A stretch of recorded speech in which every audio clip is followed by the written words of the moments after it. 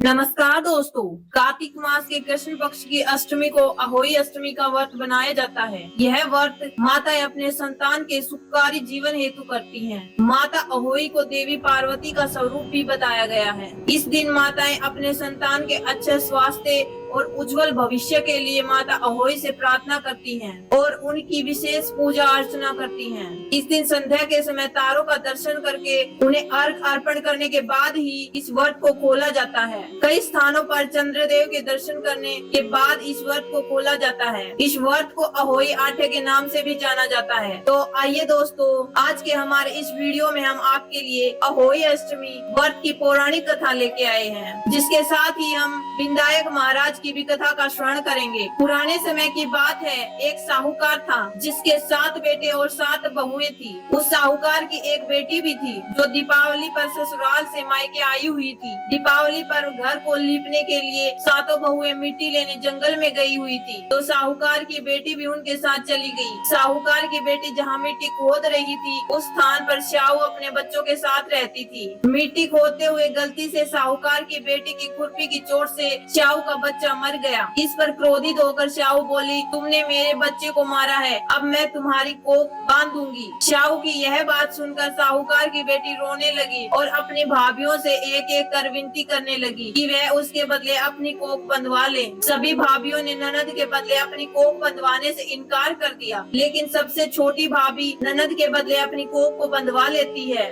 इसके बाद छोटी भाभी के जो भी बच्चा होता वह 7 दिन बाद मर जाता। इस तरह एक के बाद एक उसके 7 पुत्र हुए, परंतु सभी की मृत्यु हो गई। इस समस्या का हल जानने के लिए पंडित को बुलवाया गया और इसका कारण पूछा गया। तब पंडित ने छोटी बहू को सुरई गाय की सेवा करने की सलाह दी। पंडित की सलाह मानकर छोटी बहू अगले ही दिन से सुबह सुबह जल्दी उठकर सुरई गाय की सेवा करने चली जाती। गाय का गोबर आदि साफ कर देती, उसे चारा डाल देती और साफ पानी भर दिया करती थी। यह सब देखकर सुरई ने एक दिन सोचा, यह इतना सुबह सुबह मेरे सभी कार्य कौन कर जाता है, जल्दी उठकर देखना पड़ेगा। अगले दिन सुरई गाय सुबह सुबह तड़के उठकर बैठ गई तो देखती है कि साहूकार की छोटी बहू आई है और उसका गोबर उठाकर चारा डालकर साफ पानी भरने लगी। तो सुरई गाय ने उसे रोक लिया और पूछने लगी, तुम किस लिए मेरी सेवा करती हो? तो साहूकार की छोटी बहू बोली, माता, आपकी सहेली श्याऊ माता ने मेरी कोख बांध रखी है, जिस कारण मेरे बच्चे जीते नहीं हैं। यदि आप मेरी कोख खुलवा दे तो मैं आपका बहुत उपकार मानूंगी। सुरई गाय ने उसकी बात मान ली और उसके साथ 7 समुद्र पार श्याऊ माता के पास जाने को तैयार हो गई।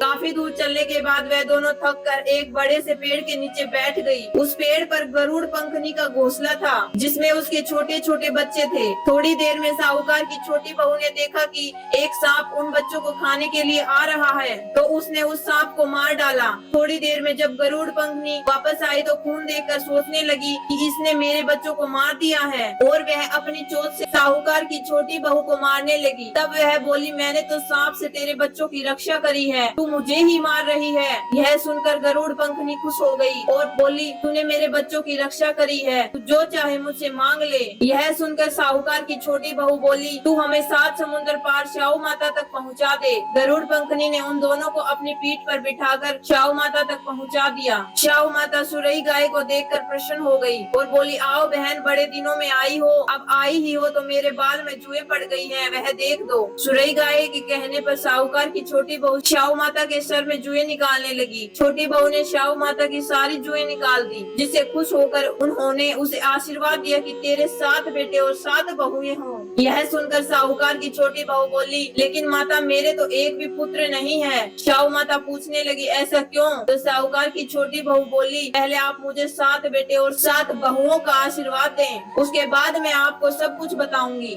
श्याऊ माता ने उसे वचन दे दिया। तब साहूकार की छोटी बहू बोली, माता, आपने मेरी कोख बांध रखी है, यदि आप उसे खोल दें तो मेरे 7 पुत्र और 7 बहुएं हो जाएं। यह सुनकर श्याऊ माता बोली, तूने तो मुझे वचन में बांध कर ठग लिया, लेकिन जा, घर जाकर अहोई माता का व्रत कर, उदापन कर, तेरे 7 पुत्र और 7 बहुएं होंगी। छोटी बहू वापस अपने घर आई तो देखती है उसके 7 बेटे और 7 बहुएं घर में बैठे मिले। यह देखकर छोटी बहू अत्यंत प्रसन्न हो गई। अहोई अष्टमी का दिन आया तो साहूकार की छोटी बहू ने 7 अहोई बनाकर 7 कढ़ाई दी।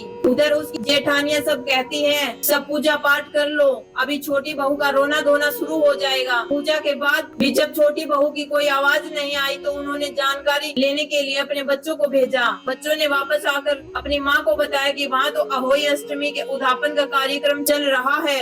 यह सुनकर सभी जेठानियां दौड़ी दौड़ी छोटी बहू के घर में पहुंची तो देखती हैं कि छोटी बहू के आंगन में उसके 7 बेटे और 7 बहुएं हैं और छोटी बहू उद्यापन का कार्यक्रम कर रही है। यह देख वो छोटी बहू से पूछने लगी तो वह बोली, मुझ पर अहोई माता की कृपा हुई है। हे अहोई माता, जैसे पहले साहूकार की छोटी बहू की कोख बांधी वैसे किसी की मत बांधना, और बाद में जैसे उसे 7 पुत्र दिए, उन्हें लंबी आयु दी, वैसे ही इस कथा को कहने वाले, सुनने वाले और हुंकारा भरने वाले पर कृपा बनाए रखना। तो आइए दोस्तों, अब हम गणेश भगवान की कथा का श्रवण करते हैं। एक गांव में एक बुढ़िया माई रहती थी। वो प्रतिदिन मिट्टी के गणेश की पूजा करती थी, लेकिन वो रोज मिट्टी के गणेश बनाए और वो रोज ही गल जाए। एक दिन उसकी झोपड़ी के पास एक सेठ का मकान बन रहा था। वो मकान बनाने वाले मिस्त्री से जाकर बोली, मेरे लिए पत्थर का गणेश बना दो।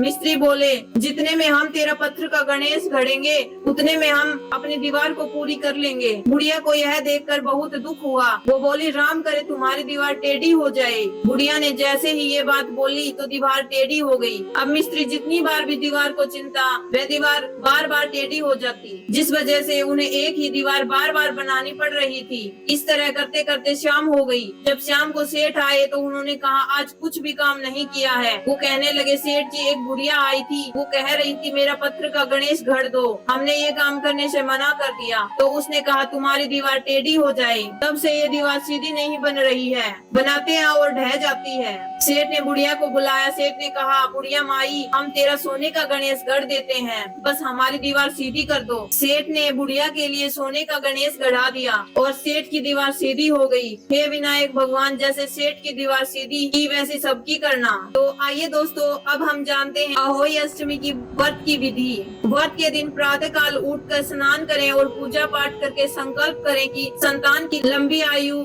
और सुखमय जीवन हेतु मैं अहोई माता का व्रत कर रही हूँ। अहोई माता मेरे पुत्रों को दीर्घायु, स्वस्थ एवं सुखी बनाए रखना।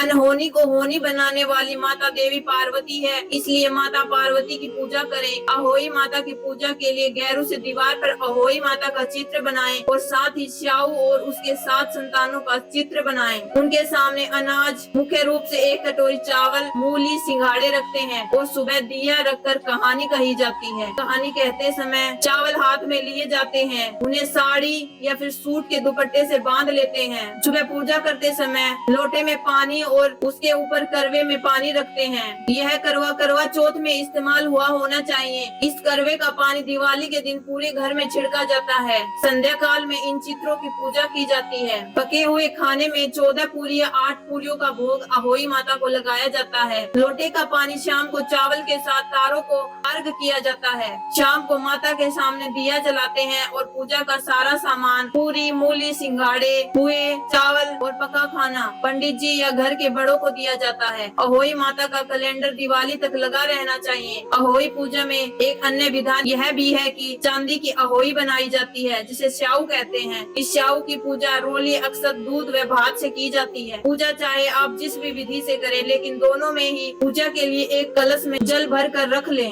पूजा के बाद अहोई माता की कथा सुने और सुनाएं। पूजा के पश्चात अपने बड़ों के पैर छुए और उनका आशीर्वाद प्राप्त करें। धन्यवाद।